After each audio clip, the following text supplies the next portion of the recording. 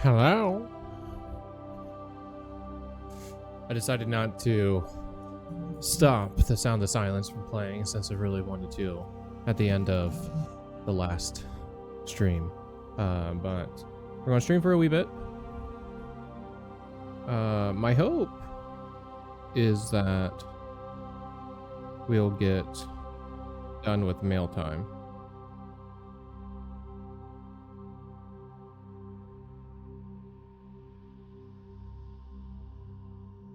That's the hope anyway. Whoops.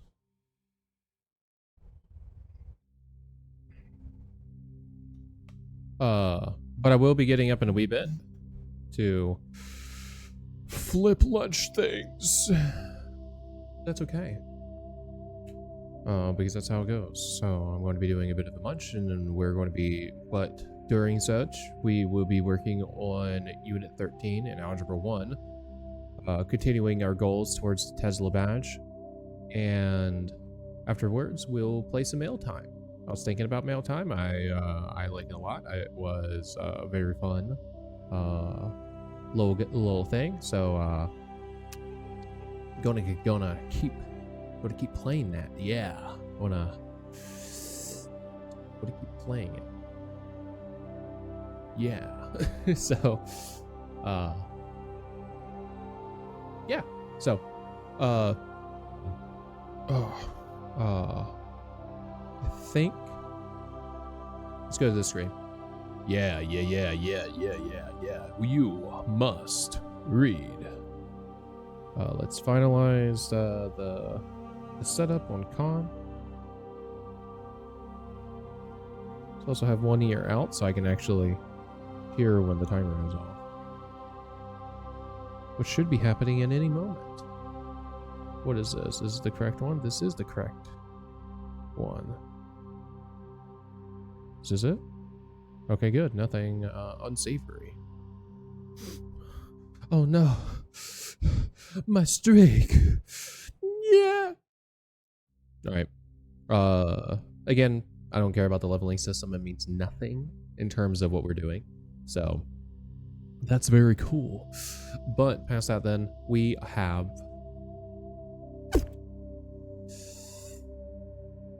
Why is my brain stop?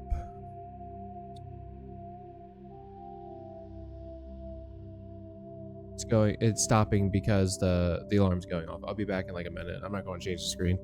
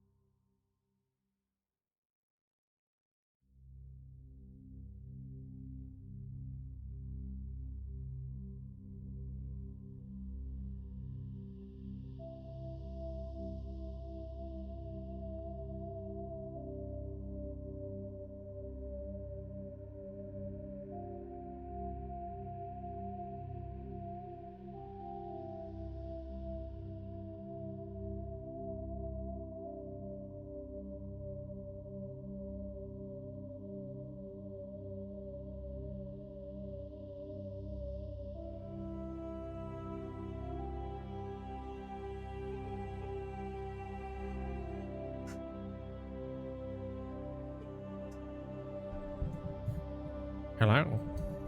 Telling me to go,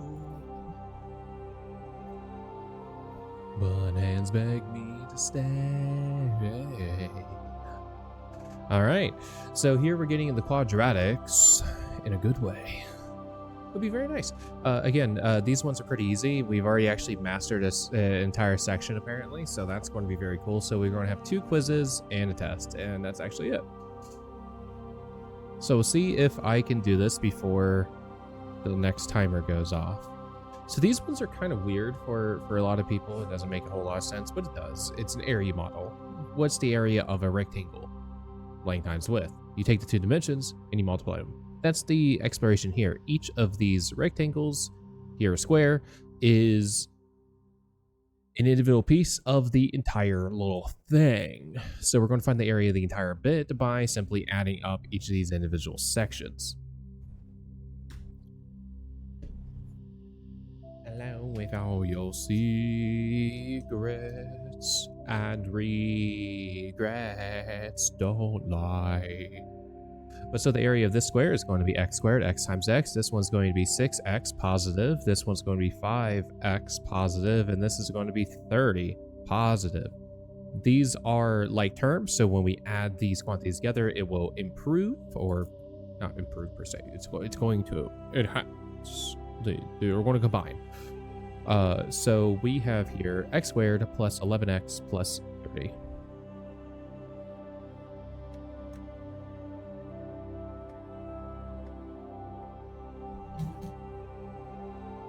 Yep. Pick the expression that matches this description. Polynomial of the 5th degree with a leading coefficient of 7 and a constant term of 6. Having a degree of 5 means that the highest exponent in the polynomial is a 5, and the leading coefficient being 7 means that that term that has a power of 5 is going to have a 7 multiplied to it, and the constant term being 6 means that you're just adding a 6 at the end, probably.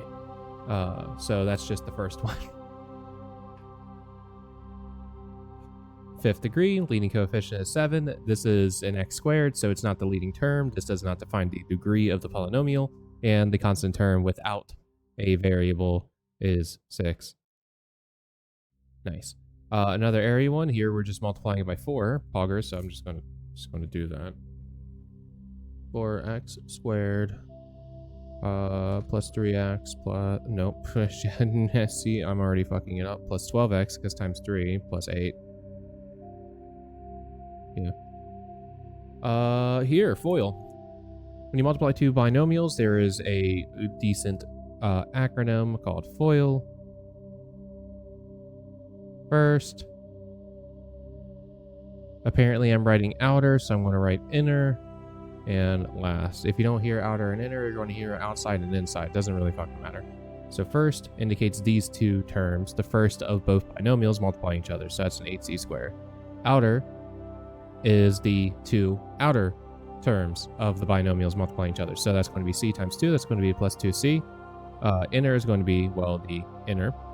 So 8 times 8c, 64c.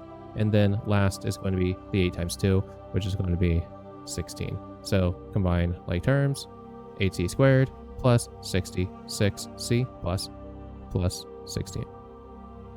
That's it. Spoil. Some people will use a Punnett square like so to engage in a multiplication very similar to the area model that we saw earlier. Do it if you want. I don't fucking care. It takes longer for me. So 8c squared. That's 5. That's an x. 8c squared plus 66c plus 16, right? Yeah, because we had 8 times 8, which is 64. We had then just plus 2, 66, yeah, and then 8 times, yeah.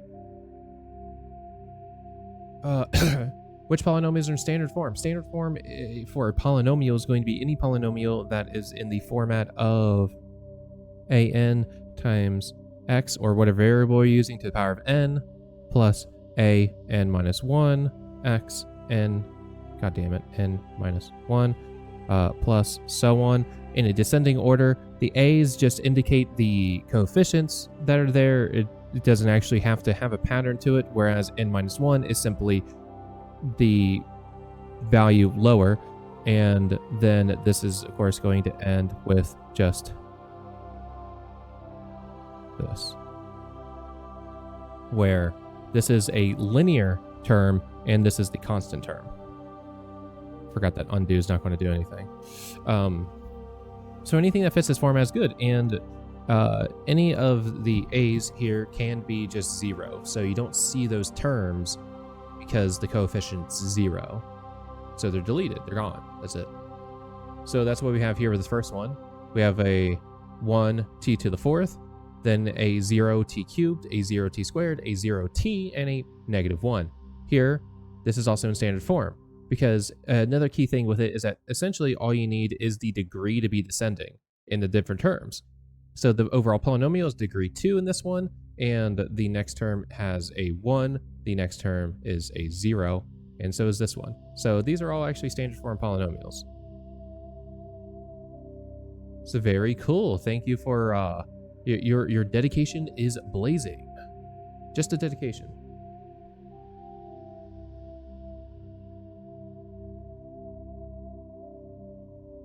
It's gonna be so sad for next week. All right. So this is working opposite to the area model before. This is wanting us to factor instead of multiply. We know the end polynomial, it's 10x squared minus 5x plus 15. And we know that one of the dimensions, allegedly the length in this case, is just the monomial 5. So the width is going to be whatever this expression divided by 5 will be. And so that's not bad. That is a 2x, that's just 2 x's. 2x squared minus x plus 3. If you're ever unsure, just simply multiply everything by 5 and go, did it work? The answer is yes. Okay, so this is a perfect square. when you take a binomial and you multiply it by itself, it has a lovely pattern.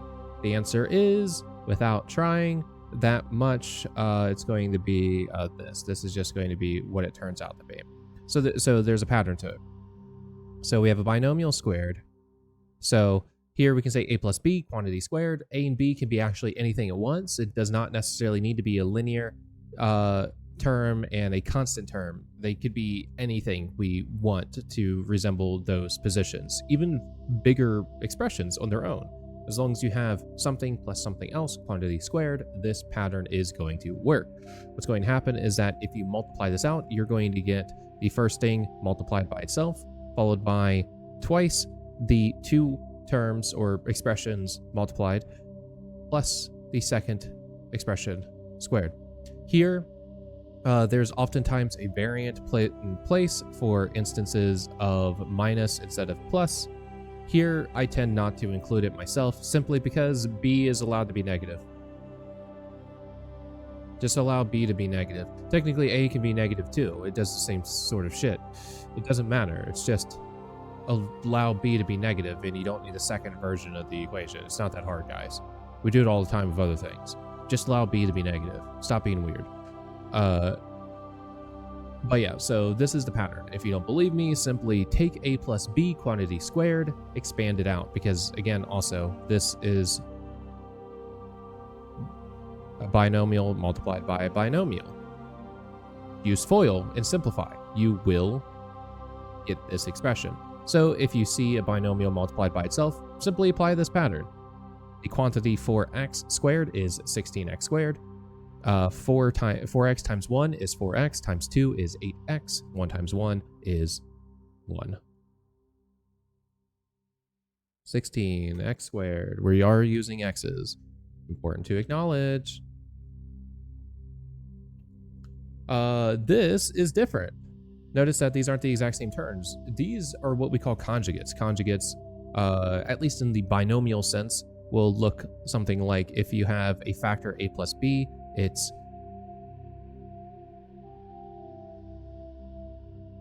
conjugate, like conjugating a verb, will be just a minus b. And with that, I think my alarm's going off. I'll come back. Think about conjugate.